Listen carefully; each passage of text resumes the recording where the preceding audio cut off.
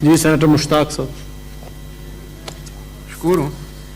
میں آپ کی توجہ ایک بہت اہم مسئلے کی طرف اور اس ایوان کا دلانا چاہتا ہوں، اور خصوصاً لیڈر آف دا اپوزیشن بھی تشریف رکھتے ہیں.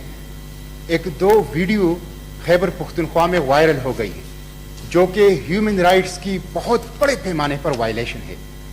ایک نوجوان لڑکا جو پرائیویٹ اسکول میں ٹیچر تھا اور جو پرائمری اسکول کا ٹیچر جو منتخب ہو گیا تھا عرفان اللہ افریدی، ان کو ڈپارٹمنٹ کی طرف سے ڈسٹرکٹ ایجوکیشن کی طرف سے فون آیا کہ آپ آ جائیں اور اپنی اپوائنٹمنٹ لیٹر لے جائیں.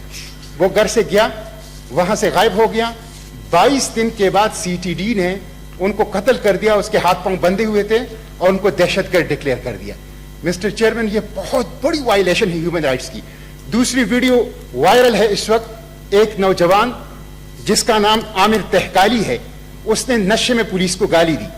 پولیس نے ان کو تھانے لے گئے، اس کو ننگا کر دیا اور ان کی ویڈیو بنائی اور پھر اس ویڈیو کو وائرل کر دیا. مسٹر چیئرمین، اس پہ آئی جی پی خیبر پختونخوا نے ایکشن لیا ہے، لیکن مسئلہ یہ ہے کہ پولیس کی انکوائری وہ پولیس کے ذریعے سے نہیں ہو سکتی.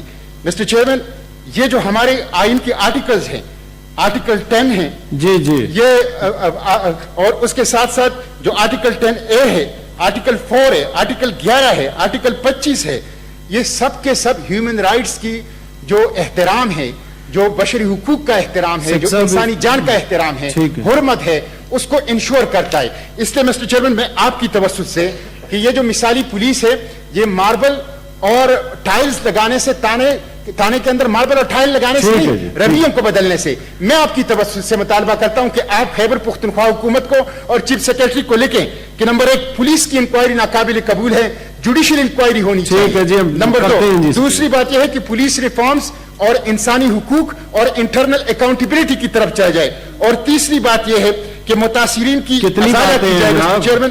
مسٹر چیئرمین، متاثرین کی ازالہ کی جائے. یہ بہت بڑے پیمانے پر اور بہت بڑے پیمانے پر ہیومن رائٹس وائلیشن ہے. جی یہ وہی ہے جو مشتاق صاحب نے جی وہ تو آلریڈی ہم نے دیکھ دیا ہے، اس کے لیے جوڈیشل تو